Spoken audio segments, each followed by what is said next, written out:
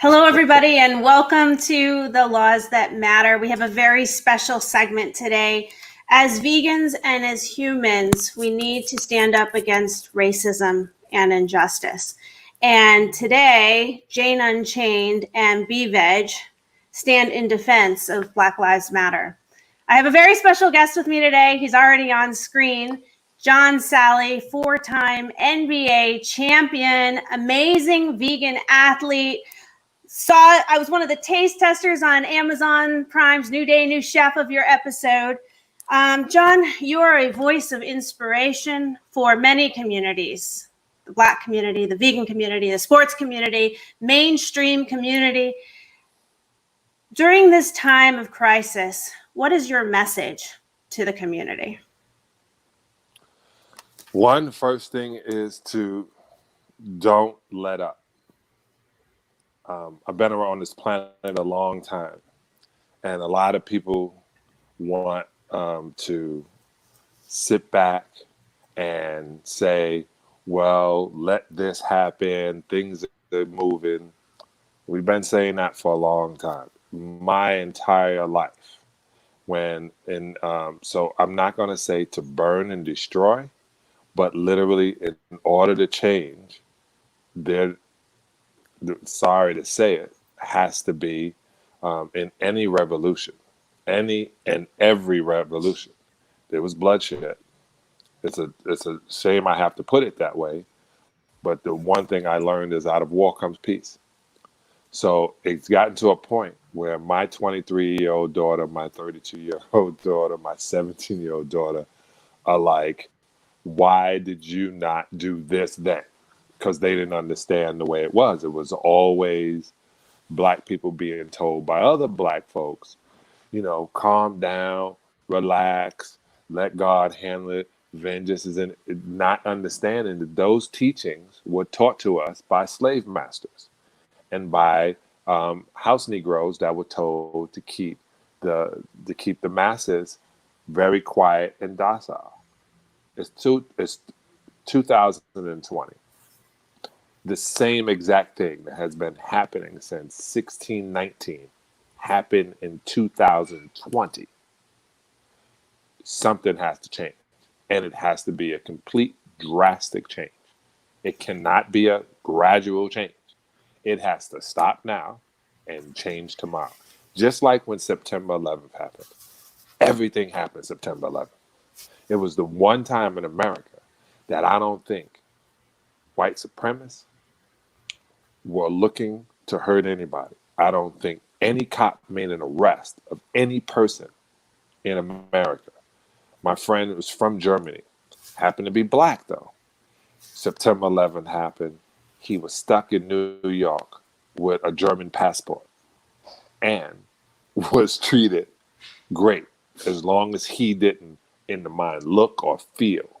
It was the one time America was like, because we had been, I guess, not touched in all the years of having it. Even the American Revolution, when you want something to happen, people had to put their lives on the line for us to have what we call now the society. So in essence, we cannot stop. We cannot stop making the change. I'm going on another show with Badass Vegan with Rich Roll on his podcast. And he was like, it was funny because my wife is half white. And she said, isn't it funny that your white friends not ask you what should they do? And because it has been a thing where we don't know what to do. Well, we know what to do, but no one wants to look at literally the reasons. No one wants to sit, like Jane said, the brown eye, blue eye competition. No one wants to be in our position. There's not a white person that would raise their hand and say, I want to be a Black person right now in America. Chris Rock said, there's not a white guy in the world that will change places with him, and he's rich. And everyone laughed and clapped. Richard Pryor has been talking about this since 1970s. In every one of his records, he put a thing about police brutality. And he thought if he made it funny, people would pay attention, and they glanced over it. So what I think should happen is everything should change, just like in September 11th. So how can you're part of many movements, right? You're part of a sports movement, you're Yeah. part of an animal rights movement, you're part of a vegan movement, and you're part of a Black movement, because all of those movements are you in a person, and everything that's going Yes. on now goes to your grain and to your soul of everything of who you are. So you're part of many movements. What can our movement do to help come to a solution for Black Lives Matter and that movement? How can we help heal this movement? What I feel is what's happening now. I feel what we can do now is serious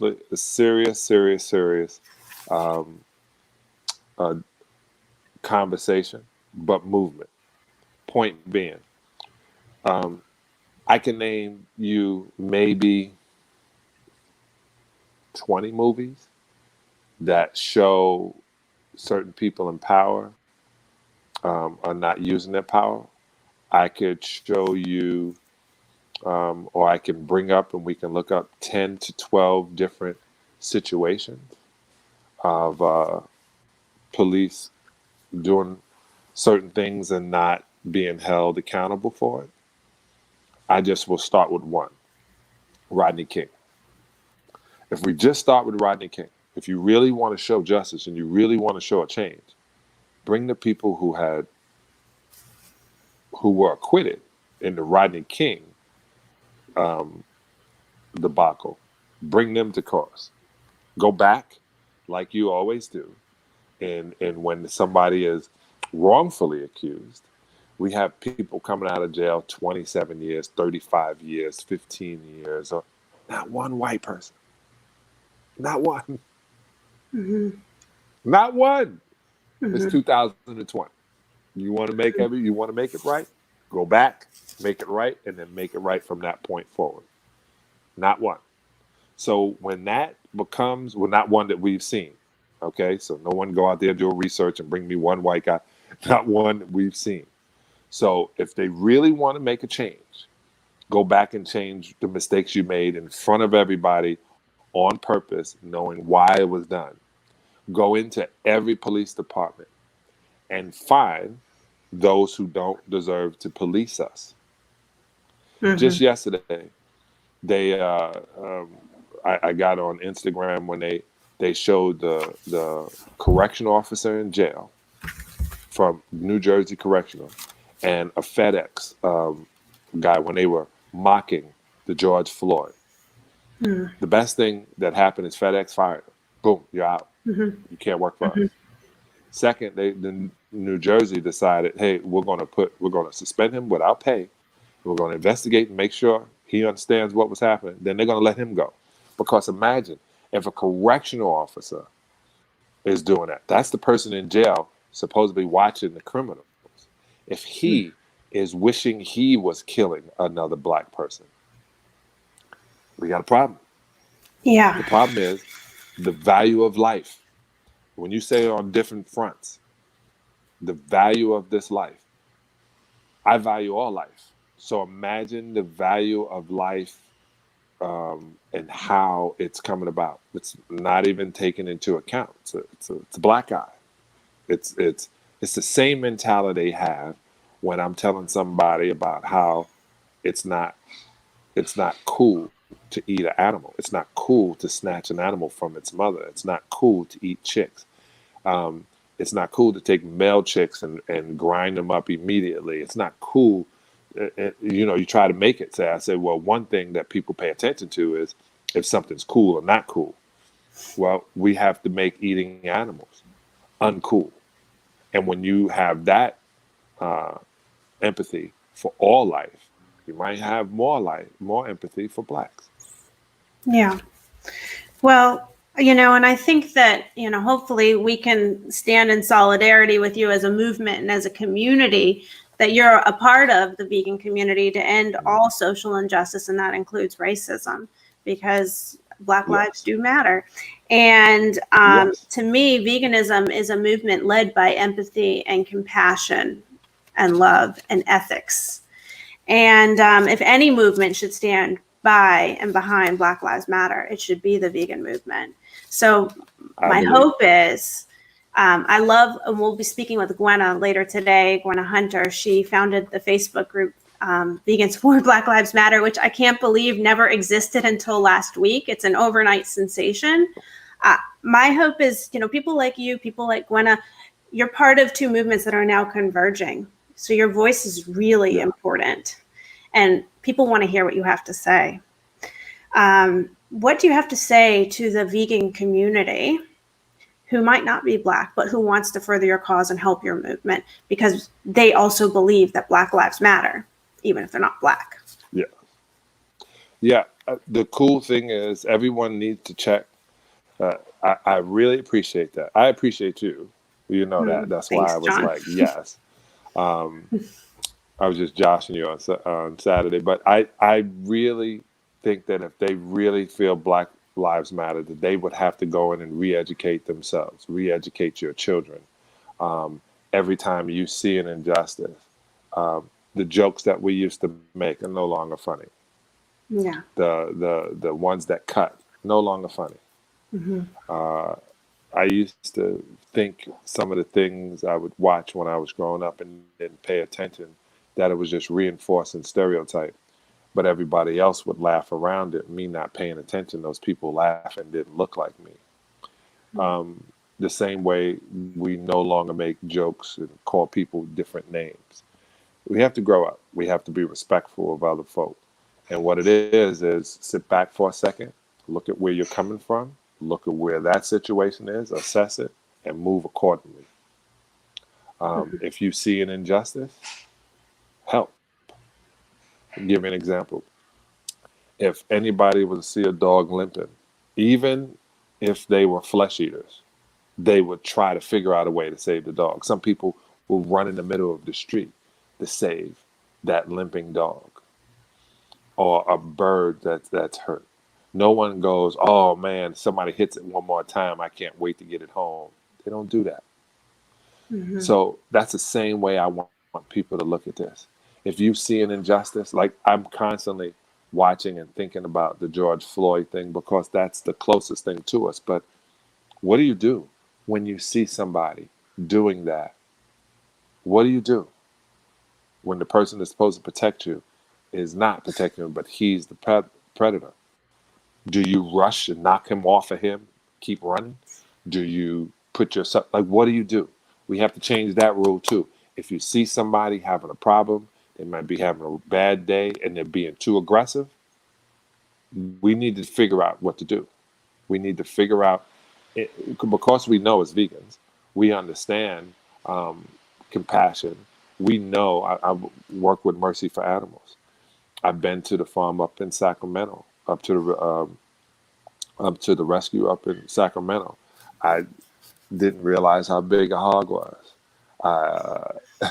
And I knew how big a cow was, but boy, I didn't realize how big a hog was. And so when you see it, when you get it in your eyes, you start realizing, why would I want to do that? Why? How do I help? So as a vegan, the first thing you do is, yes, we are for the animals. Mainly, we are for the stop of murder and mutilation of 56 billion land animals a year. We are. I think We that have to now take. if you're vegan, you're for social justice. If you're, part of the animal rights movement, you're for the animals. But if you're for the vegan movement, you are for ethics and compassion. Yes. And social justice. Those are two movements. All of these movements should be aligned and not mutually exclusive, but they're not necessarily the same. Yeah. The fact that they had this one guy who I know, Chris from the House of Chicken in Orlando, that's the vegan. He had vegans and he had Black vegans, and I said I wore the shirt, but I was like, nah, I'm just vegan that happened to be Black. And we don't need to separate that. We're already broken down in so many areas of vegetarian, pescatarian, and I was like, no, you are. I know, it's like religious don't eat factions. animals, or you do. Right. Yeah, it is. It's crazy. Yeah. So, NBA champion, 4-time champion. Why did you go vegan? For health? Because now you're obviously Yeah. ethically, morally there. Yeah. Yeah. Thank you. What's I went for health. My oh man, I was 27, Carissa, and they had me talking about taking Lipitor. oh my Lipitor. goodness. Now, if anybody wants to know, Lipitor for men, the side effect is impotence at 27, and that wasn't gonna happen. And I had to figure out why, after all the working out and strength and everything I thought I was doing so correctly, how is it I had high cholesterol? Well, I was eating 6 eggs a day since I was 15. So Wow. how else was I going to, how was I going to stop it? Stop eating the cholesterol, stop eating period blood from a chicken, menstrual cycle from a chicken, stop, and stop paying attention to all the fat that's in the animal flesh you're eating, and then pay attention to what you're putting in your body, what you're putting into your avatar, what you're putting into your Ferrari, Lamborghini, Bentley, Mercedes, Toyota, Hyundai. What are you putting in your car? I had a car one time that was diesel. I wasn't paying attention. The car was in the shop, and they gave me another car, but I was so used to putting in diesel fuel in the car that I wasn't paying attention, and the hose is thinner, and so it just seemed easier when I went into the gas tank.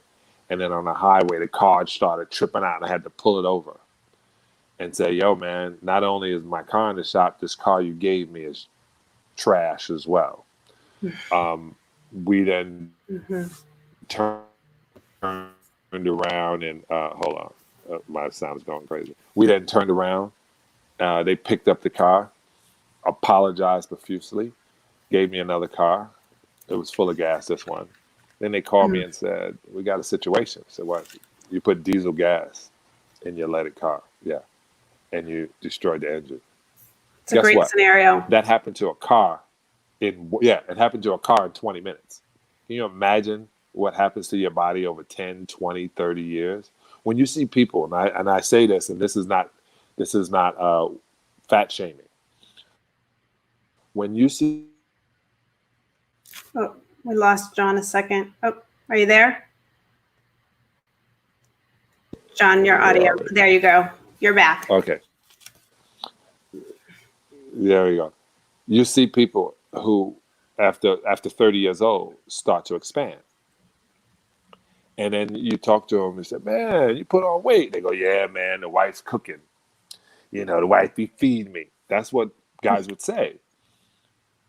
Well, then the wife is feeding you stuff that your body won't process, that won't leave the body.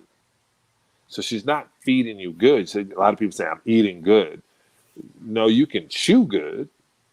You can chew well.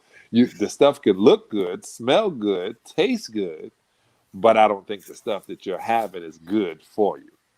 So I'm not pushing on anybody, but I said, if you want to be the body weight you're supposed to be that helps your body thrive, you will stop eating things your body cannot process, stop eating things that are dead, stop eating things that are not good for you or the universe or the environment, and you will be back at a size that makes your veins happy, makes the blood happy, makes your look happy. You won't wrinkle, you won't shrink up, you won't gain weight, because your body will be hydrated, and the nutrients will be, the minerals, the fiber, all the things your body needs will be in place. So that's what I did. I just sat down and I said, "What the deal? How am I going to keep this avatar looking like a 1964 Mustang Salley? I'm going to treat it well. And I'm going to treat it like you would treat a mint condition car, and how you would want it to be. No one's going to be eating French fries and hamburgers from McDonald's in my car. No one is going to have sharp knives to mess up the." I sit down and cut up my seats. I treat it the same way. Mm-hmm. I put it in the shed. I put a cover over it. I take care of this, not as if it's the last one I'm going to have, but I take care of everything that I love. So your wake up call was health. At 27, they wanted to give you Lipitor, but who actually turned you on to the vegan diet as a solution to health? It's funny. Her name was Dr. Jewel Pookrum. She works out of, I think, Atlanta or Florida now. When I sat in her office, he said, John, you're full of, I renamed it, seriously harmful intestinal toxins. I was full of a lot of it. And I got my first colonic. And when those seriously harmful intestinal toxins were out of my system, whew, all of a sudden I was playing better. My sex So it drive upped was your through game. the roof. Literally and figuratively. It really, really upped my game. And that was it. And then I went into macrobiotics. I didn't know anything then. I went into macrobiotics, and then I went into, I was going back and forth. And then in 2007, I did a commercial for,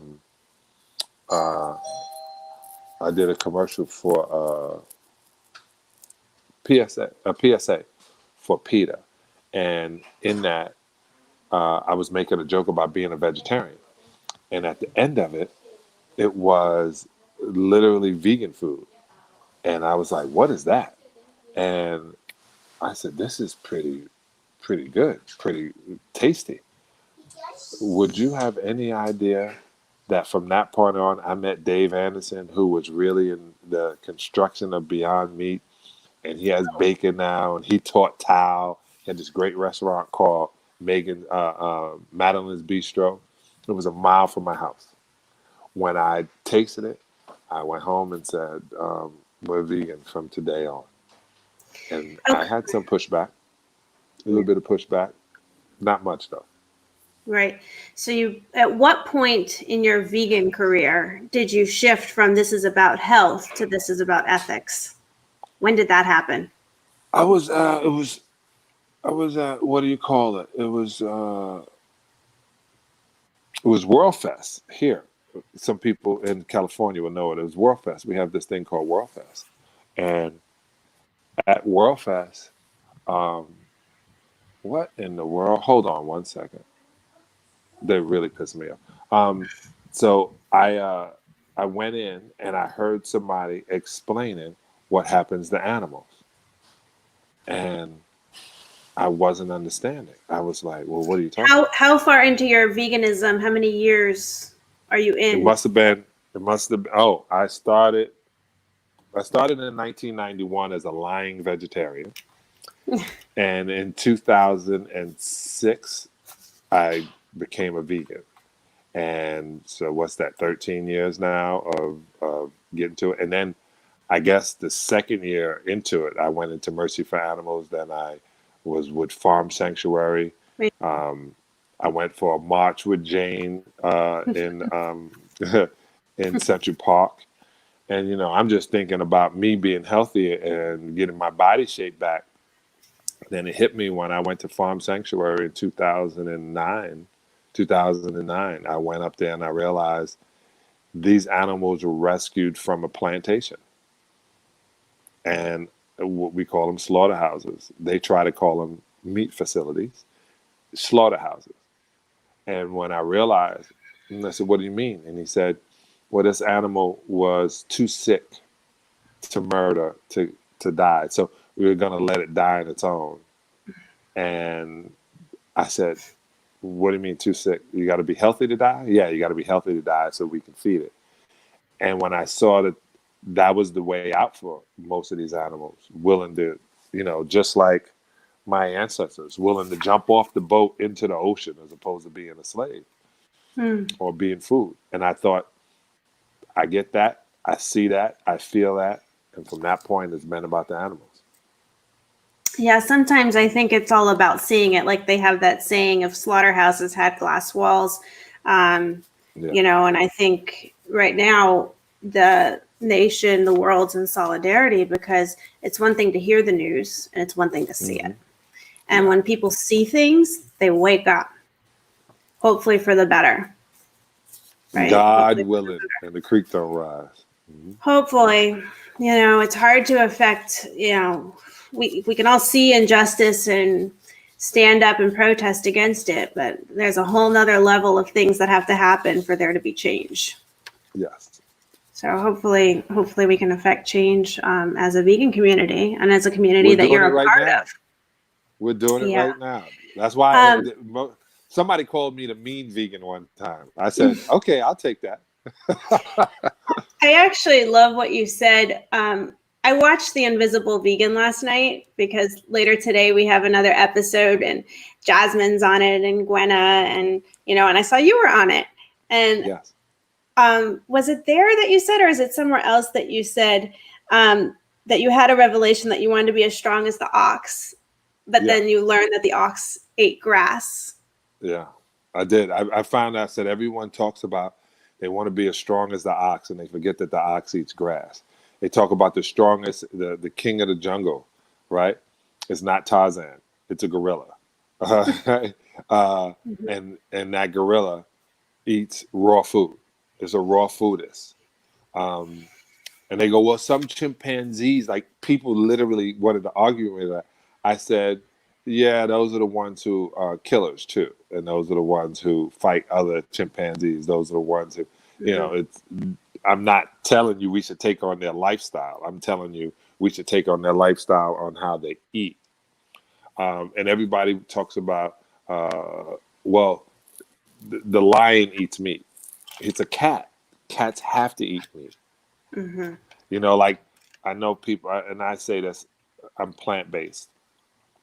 And I'm allergic to cats, or I was, until I found out that, if you feed them certain, this guy said, well, if you feed them liver, the liver of an animal, if you only feed them liver, it stops the dander, and then you won't be allergic to it. It's the fact that everybody is feeding cats scraps of different animals.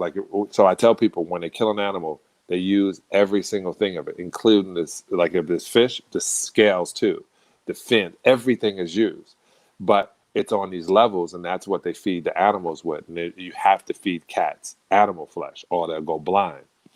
So I don't have a cat. I only have a dog, and my dog is called Neo, the vegan dog, which you can check him out on Instagram. It's an Akita that it's my second Akita. My first one lived 17 years. Wow. This one I plan to live forever. But that from the beginning. So I got V-Dog involved. We literally take lentils. So they eat what we eat. And they say you shouldn't feed a dog from the table. But when you're feeding them these vegetables, and we have more nutrients, more zinc, more things within its food. If you want to be that strong, my dog is fast. If you want to be at this point, eat vegetables. I found out too that, just so people would know, they got these black ops, the real badasses in the Army and in the Navy SEALs and all. I found out. Uh-oh. We lost John again. Hopefully he'll come right back in a second.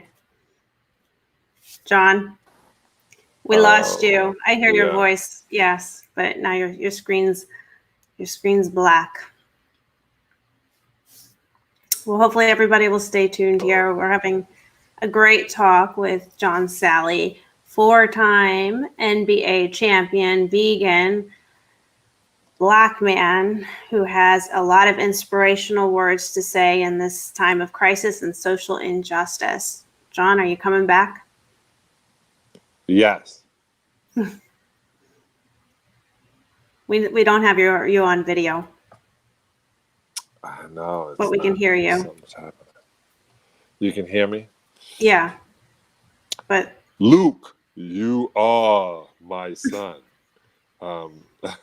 For some reason, I can't get it to bring my camera back. Well. What a day. Feels like a Monday. Well, it is a Monday. It's a Monday morning for you. I wanted to get There we into. go. There we go. Good. Glad you're back. I wanted to get into. I really loved the movie last night. The film Invisible Vegan. I think it's a great film. And I think you guys had a lot of powerful points, and one of them was nutritional racism. Yeah. And how if you go vegan, sometimes you're discriminated against for not being Black enough. Yeah. And, I learned a lot there, as someone who's from a different background. Listening to that movie and listening to all the different interviews was eye-opening. Can you tell us a little bit about nutritional racism? Yes. Um, so happy you brought that up. So we have this thing.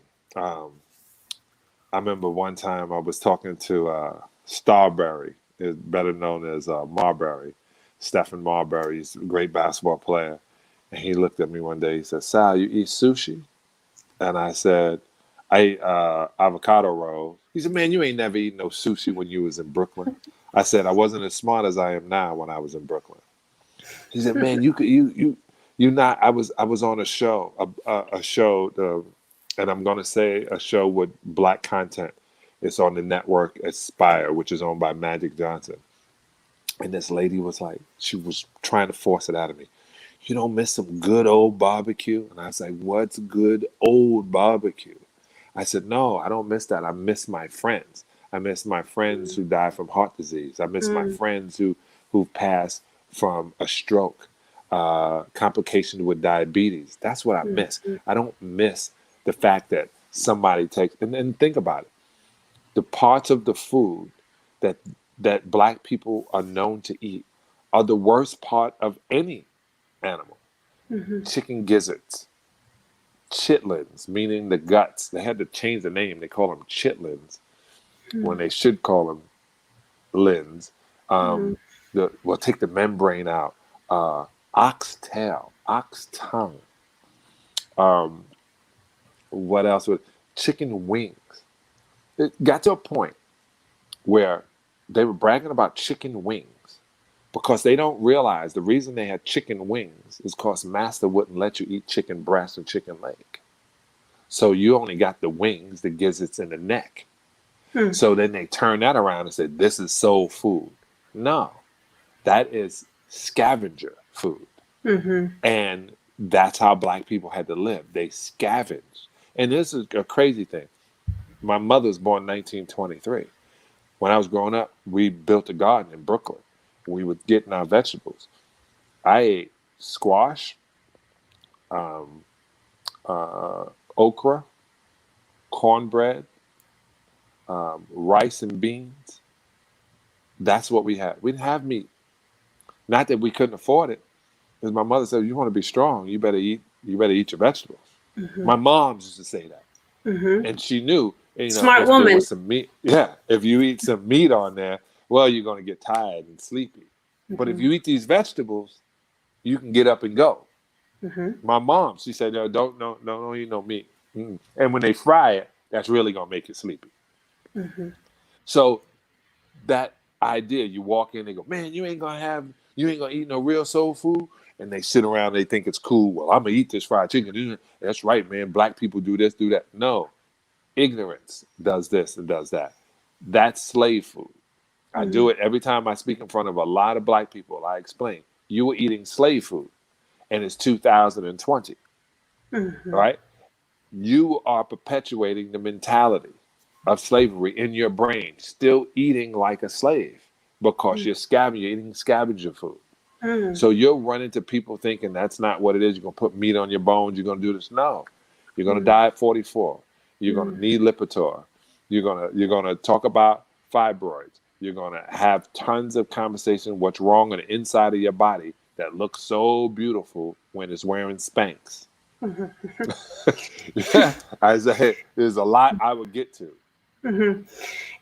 So the right to food and healthy food is a right, just like it is a right to medicine. These are fundamental rights. They're not privileges. And I think right now there is a racial divide. There is a social economic divide when it comes to our food system. You know, we've been talking on Jane Unchained a lot about how Tyson said the food system is broken or breaking. I would Hmm. say it was already broken. You Yes. have you have Black people and those in low income classes being forced to go to work at slaughterhouses because they're now deemed essential workers. When they're not essential, people are thriving on vegan diets, but they have to put their lives and their families' lives at stake to go and show up to work, because if they don't, they won't qualify for unemployment if they don't show up to work. And if they get injured on the job or they even die because of the job, they now have been stripped of their civil rights to bring a lawsuit for injury or wrongful death because of the executive order saying they're now essential. So our food system is racist, I would say, when it comes to workers in the slaughterhouse and then access to food that's coming out of the slaughterhouse. Yeah, What's I the think solution? revolution. Revolution is the only answer. We try to avoid it. We try to not be a part of doing anything that's unlawful or whatever. But when things are at the point where you're forced to go to work, you're the same thing happened in Flint. The governor was so foul, not the new governor, old one, that he knew that he did wrong by destroying the water system or not paying what was necessary, because he didn't feel it affected him. It affected people that didn't look like him. And then he put an executive order that you could not sue the state over water after he made bad water. So what needs to happen is the revolution at the polls. We Yeah. need to get as many. And this is the way to do it. But even the polls We, can't overturn this executive order. yeah, well, this is the part of the revolution that will. We New need to people get in. we need to get Republicans that are on our side. We need to get Democrats that are on our side, that are not about party, but about people, Yeah. right? The power of the people is stronger than the people in power. Right. So we need to get both people on both sides. Let's convince the ones who are in position, the hierarchy that are holding on and that have been in politics for all these years. If you've been in politics for all these years and this is what's happening, you need out. We need new blood, new thought, and we need to get those who are on Republican to think in one way, go in saying you're this, and get the Democrats, go in saying you're that. Well, we lost you again. But we get what you're saying. We can't hear you. But all these people that are taking to the streets right now and protesting and standing up need to also go to the polls and vote. Because we do have a revolution on the streets right now, and we need to have a revolution through our system too, because there needs to be systematic change. Paige said, hi Paige, Carissa, please explain to us how we the people can change laws and which ones we can impact. So, John, are you back? I just want to know if your volume's back. Nope, can't hear you. Volume's not back. So I'll kind of go with Paige here a second. How can we change the laws? Well, one way to change the law is by voting. We can always work with the law as lawyers, or within the law as citizens of the law. And when we live in a lawless society, or we witness lawlessness happening, we have an obligation to stand up and do something about it. That can happen through litigation, that can happen through voting, that can happen through legislation and education. John, are you back? Your volume's not back. Unless it's my end. Paige, can you hear me? You're the one writing right now. I don't know if I guess I'm heard because John's laughing. So John, we can't hear you. Yeah, you've got to fix your volume. Keep trying to fix your volume because we have more to talk about racism in the food system and in the work system, and there needs to be systematic change to end systemic racism. And our food system is broken. It's been broken. It wasn't breaking, it was already broken.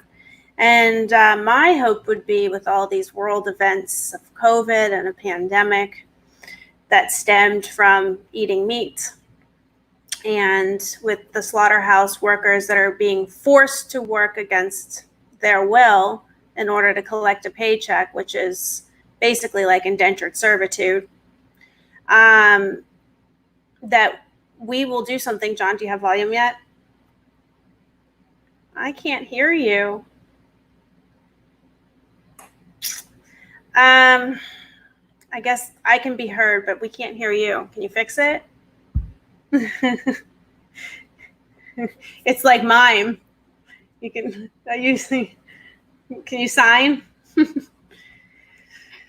Oh boy, can you fix it? Come back. Well, there's a lot of change that needs to happen, and we need to end injustice. And if we can get John Salley back, he can have the opportunity to make some final remarks, because the injustice is systemic and it runs through many vines and veins of our society, and nutrition and work is just one example, whether we see it up. There you go. I hear it. I hear Hello? Yes. Hello? You're back. You're back. Oh no, you're gone. Oh, well, I think you might be restarting. Here, in the meantime, I think we have someone here who's with us, who popped in.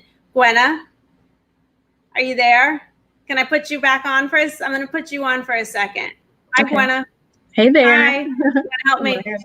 Pass some time while we get John Salley back. So Gwenna Hunter here. Hi, Vegans of LA, Vegan Outreach, founder of the new Facebook group, Vegans for Black Lives Matter. I can't even believe that Facebook group never existed until like a week ago. The universe has delivered you, my dear, a platform, and a very big one. Tell me about what's going on in your, what's going on in your Facebook group, which I tried to join. I'm waiting for my admission. Yeah. So. Oh no! Now we can't hear you. Oh, you don't know. Oh, there we go. Okay, how about now? Can you hear me? Okay. Yeah. Okay, great. Yeah. My hair is like my bun is like lopsided. It's bothering me.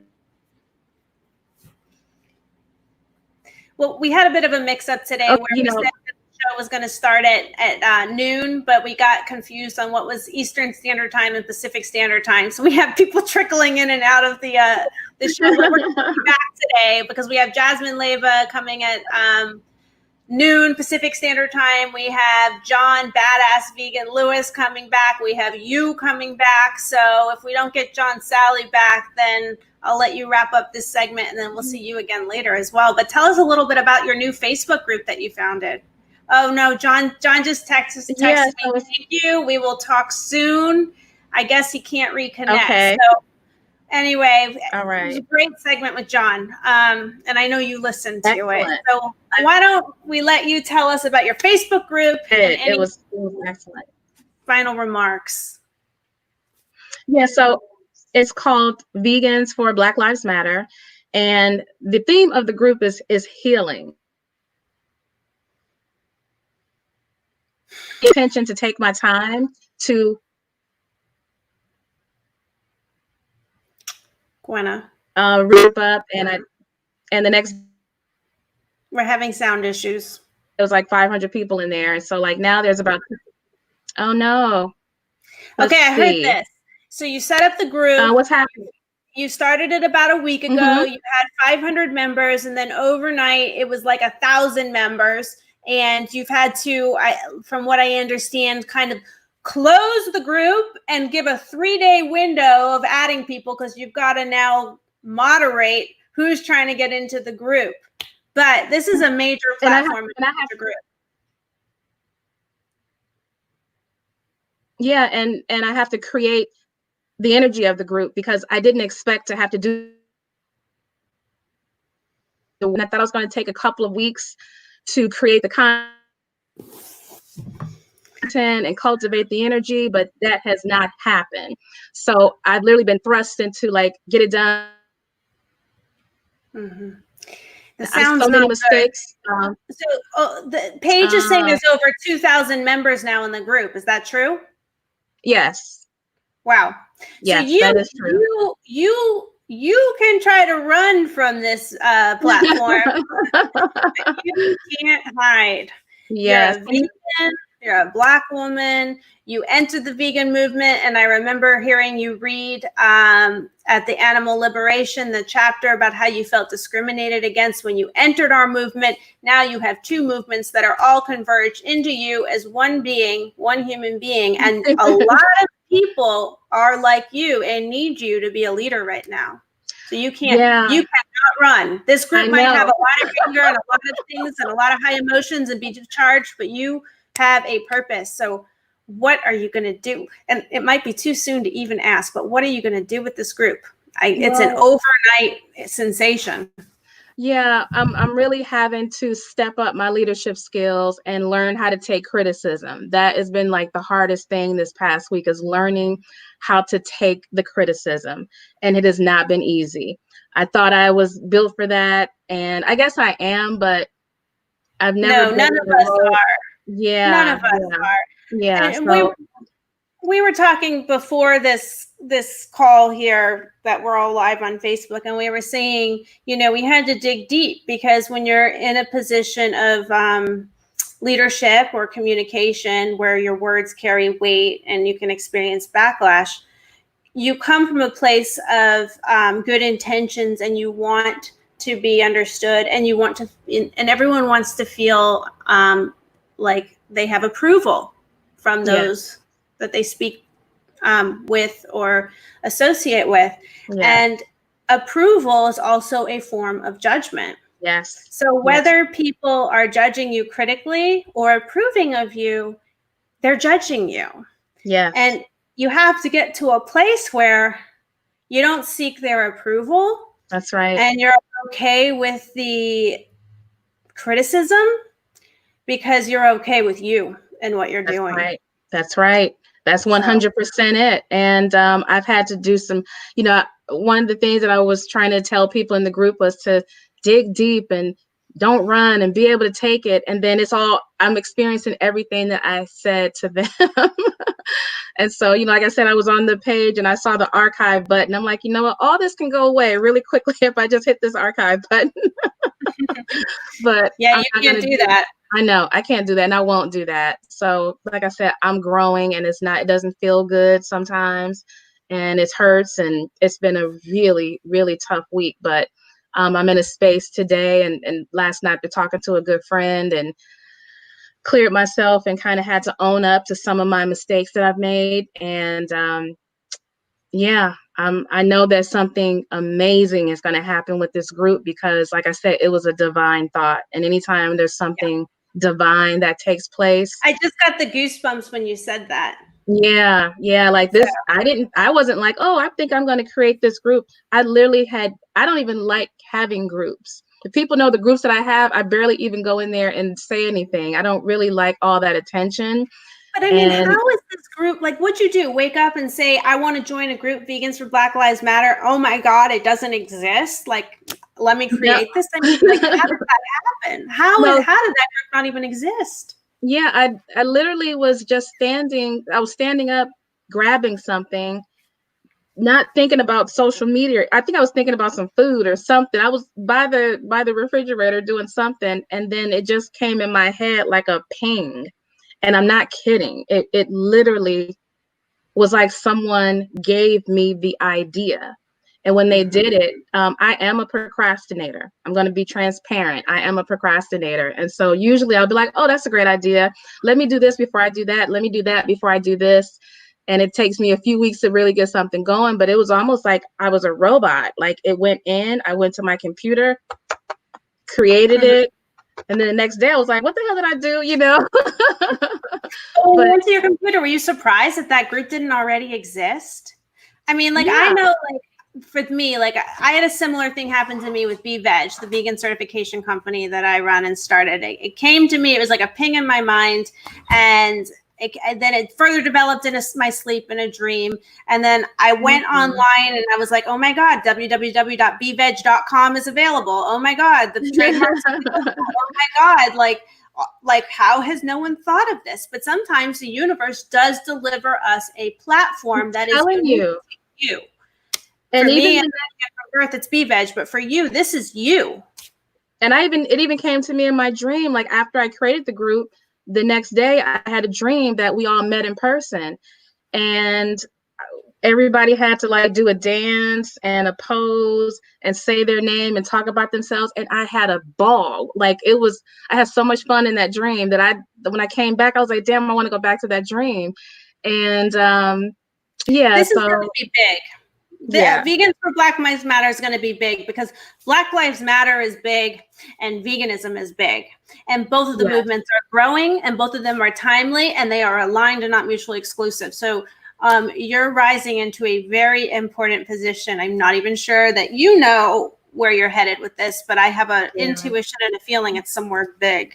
Yeah, and I'm working on, there's going to be a collaboration that's being created through my work with vegan outreach with Black Lives Matter Los Angeles. So that's coming real soon. I'm not going to get into any of the details, but that's coming really soon. So with that collaboration, that's going to be more evolving and more learning and more hands-on. And so it's like my vacation is over and I'm back into it.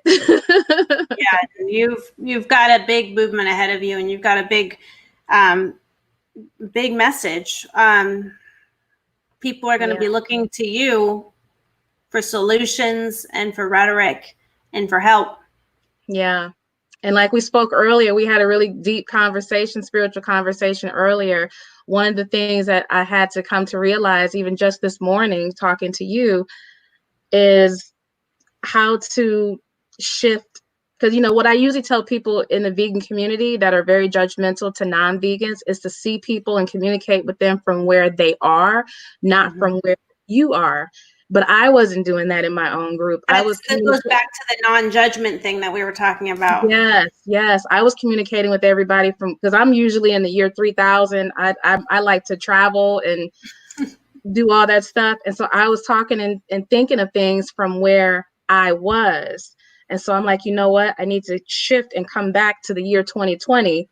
And, I'm a kumbaya, love, peace person, but that's not the solution.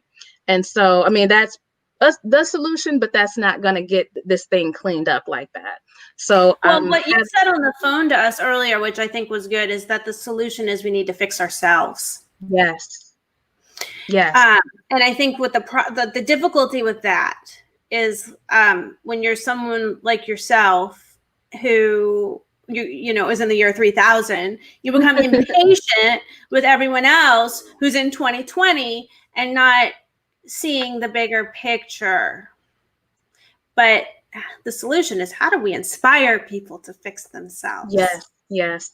And I'm just going to trust that the universe is just going to keep guiding me and giving me that information and those tools.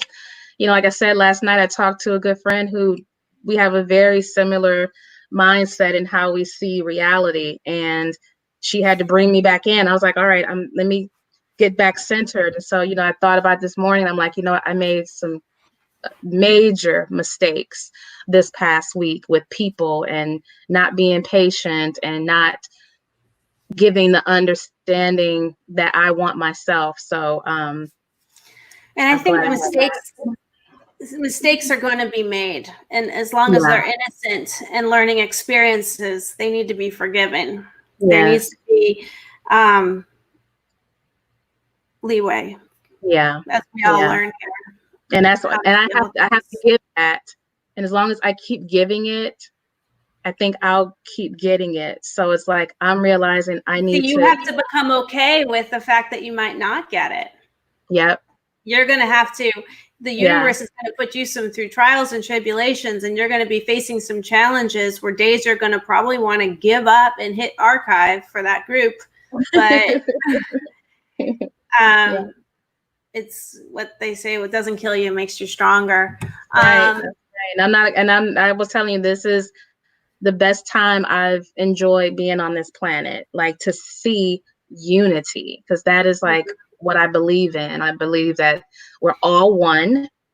You know, I believe this whole construct of race and all that other stuff is BS. You know, we're all one. We're all brothers and sisters. Like, we're all stuck on this planet, this ball together for some reason. And that says a lot, you know. It's not like anybody can just walk off of here and go on. I'm moving to Saturn. I can't take it here anymore. It's like, no, you're here. Yeah, we're all earthlings of this planet. That's right. That's right. And we're all family. So quicker we realize that, the better. Well, you know, yeah. You got to talk different languages to talk to different people. So that's going to be another skill you're going to have to learn. Some people will speak the skill of health. Some people will speak the skill of compassion. Some people will speak the language of the environment. Yes. And in the end, it's all really connected. And you get that because you're in the year 3000, that there are karmic consequences. And we live in a universe of cosmic law and order, and there are things and forces that are so far beyond us, and we really need to realize and stop fighting amongst ourselves and end social injustice, stand up against racism, and as a community stand in defense of Black Lives Matter, because you realize that, Black lives do matter, that there was a plight that has history to it. That's that right. Gives that movement legitimacy, whether you were alive back then or not, because I wasn't alive back then. But you've got to step aside and think about what it was like to be raised in a different skin. But even still, even if you weren't in that time, like, there's the consequences of it is still happening. It's like, I've seen there was a very popular picture floating around from 55 years ago with a black family holding a picture saying "Stop Police Killing." And you could have just colorized, made that picture digital, and you would think that someone did that picture today. So it's like, not a whole lot has changed. It's just maybe certain things aren't as acceptable to do. But, a lot of things are still taking place. And I was listening to John, and he said something that I was like, interesting. He said, things that we usually allow, like the smart comment or the little joke that we don't like, let it slip anyway, because just for the sake of, like, tolerating something. He was like, no more. No more of that. No more free passes. No more any of that. And I'm like, that's right. So, so yeah, it's a new day. It's a new day, and there's definitely going to be a shift in what I believe. And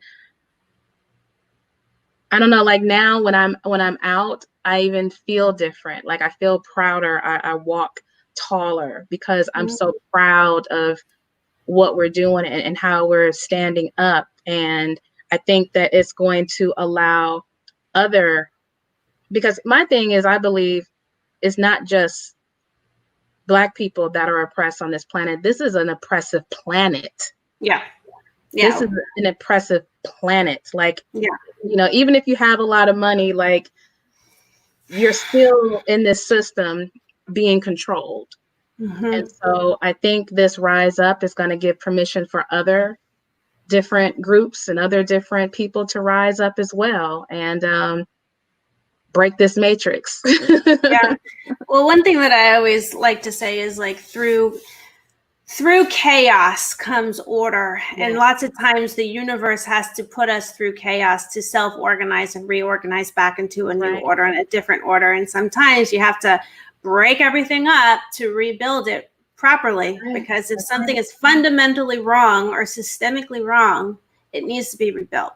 That's right. That's So right. hopefully we will all be part of the shift, and that the shift is a shift in collective consciousness and a shift on an evolutionary level that is so far beyond any one of us as a human being here. Yes. Because that's what needs to happen. We're not going to be able to fix everyone as much as I'd like to fix everybody.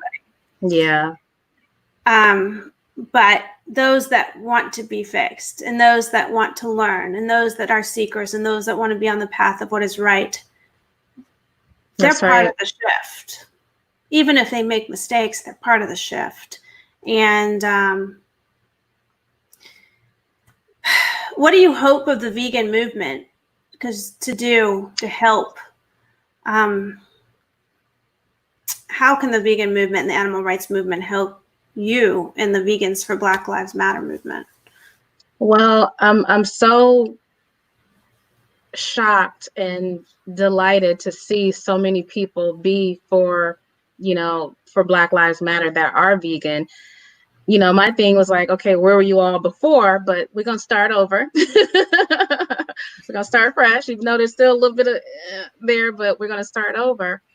But it's to come with some solutions. Like, I don't have all the solutions. I don't hardly have any. My thing is like, okay, I'm going to create this platform. I do want the theme to be healing. It's about healing. I don't want it to be about venting. And even though I know people need to do that as well, I do understand the need for venting and the need for expressing frustration. But there is a fine line between venting and it becoming very toxic, and then creating a whole nother avenue of tension that isn't creating a solution. So I want people, as they join the group, because like I said, I'm stopping anybody from joining the group for the next 3 days. I'm going to turn on post moderating and everything just to clean it up. We'll let you in, but don't be scared by what you see when you come in. But I want people that come in to be solution oriented, to be there to learn, to observe. You don't have, we're not here to teach white people how to be better white people.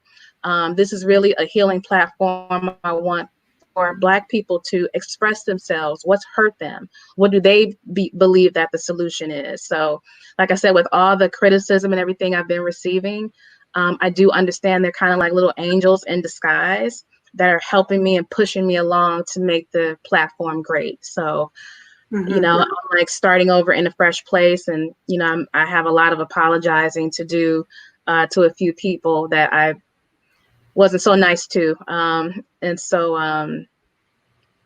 so and to just tolerate. I think that's okay though, because everybody's coming from a place of heart right now and passion.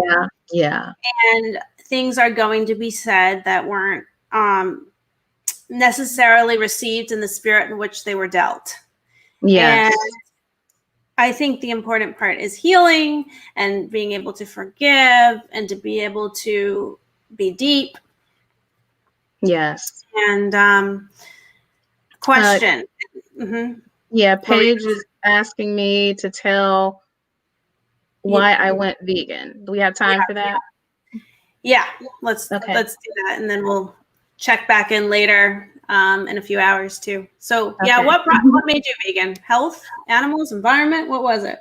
I did it kind of like for myself, in a sense. Like I went vegetarian like in 2008, and it was because I used to have really, really bad menstrual cycles, and I noticed that when I stopped eating flesh, it gave me such relief from all the pain that I would experience. So I'm like, okay, I'll be vegetarian. And had no interest in going any further than that. I thought vegans were like special, weird people, and they are. I thought vegans were like really like out there.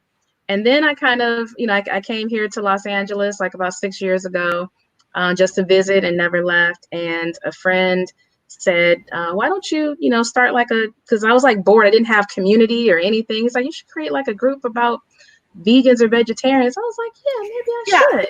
Another freaking brilliant group you came up with out of a ping from the universe. Vegans in LA. I mean, Jesus, like the most obvious names of groups and terms are delivered to you on a silver platter. Yeah, That's like something. I was shocked to see that it was even available, because I was like That's what I'm saying. I was on Twitter and I'm like, vegans of LA. First, because I was vegetarian at the time, but vegetarians of LA, that sounds horrible and it's too long. So I'm like, vegetarians of LA. I'm like, I don't think anybody would want to. I'm like, I knew vegetarians would join vegans, but vegans wouldn't join vegetarians. I knew that. But otherwise, I still thought vegans were like way extreme, unnecessarily extreme. So anyway, fast forward, people started, I was hanging out and being in the vegan community, and they're like, oh, you're vegan? Nope, I'm vegetarian. They're like, oh, you should really go vegan, because milk, cheese. And I'm like, what's wrong with milk and cheese? You guys are just taking it to the next level. So anyway, I ended up having a dream about a cow. And I'm in the sky and I look down, I see this beautiful cow in this green pasture. And as I'm looking at the cow, our eyes connect and we merge and become one. And I was the cow and I felt everything, the cow's consciousness, everything. And when I came to, I was so incredibly emotional. I just was like crying, because I was like, oh my God, cows love. Because that's what I felt. Were you vegetarian at that point? I was vegetarian. I think. Wait a minute. Was I vegan or vegetarian? I was vegetarian. I was fully vegetarian. My brain was just going crazy. But yeah, I was vegetarian. And I'm like, oh my God, they love. And it was like kind of blowing like my chakras. My mind was blown. I'm like, a cow loves? And I never even considered it. And I deemed myself to be spiritual. And I never made that connection. And so I still didn't make the connection to the dairy. I just was thinking like, wow, okay, they love their children, they care, they have this heart. And then probably like within that month, I ended up coming across the video, Dairy is Effing Scary. And I saw what we do to her body. She's pregnant I didn't know a cow was pregnant 9 months, just like a human woman. I saw how they mourn when their son is taken from them to become veal. I saw all this stuff in the video, and I instantly, after that, I made the connection, and I saw that and I said, I'm never touching milk or cheese ever again. And so that it took, for me, it takes a lot, and it took all of that for me to finally be like, I get it. So I became like compassionate and all this other stuff kind of all at the same time. Yeah, but I think that's also important, because you were already compassionate and empathetic.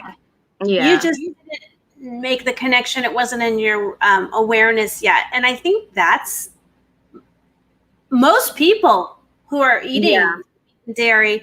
There are a lot of spiritual people out there, and people that want to be spiritual and do good in this world and be better, and they haven't watched that movie. They haven't had an experience that woke them up on this issue.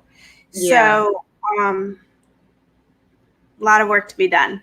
A lot of work to be done, a lot. And it goes back to, if you got to be willing to fix yourself, because we all are walking around with wounds and holes in our hearts and coldness and blocking stuff off. And a lot of people I know will use the movement to avoid having to deal with themselves, and one thing that I did notice, as most of like the vegans, like the animal rights vegans, including myself, a lot of us have issues we've dealt with abuse. We've dealt with some form of suffering that, changed our lives. So we all understand what abuse is and what suffering is.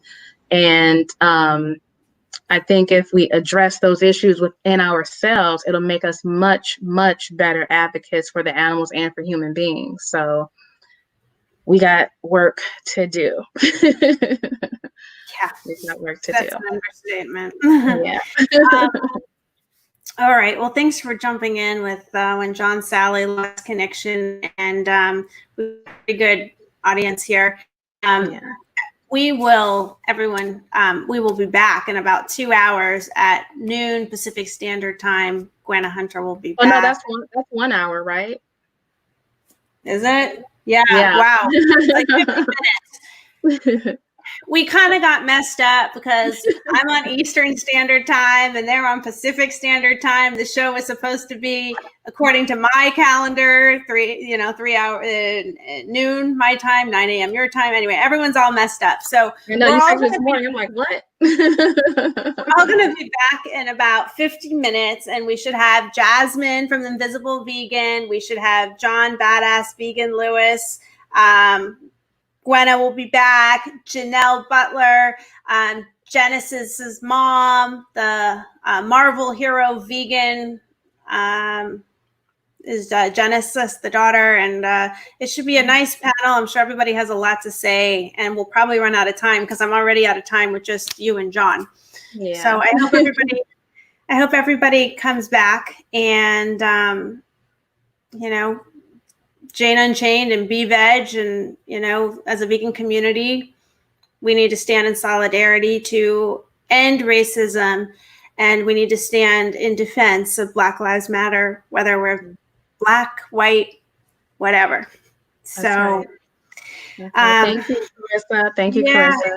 We will, so everybody, I hope you come back. We'll be back soon. It's gonna be juicy, so yeah, come back. Yeah, come back.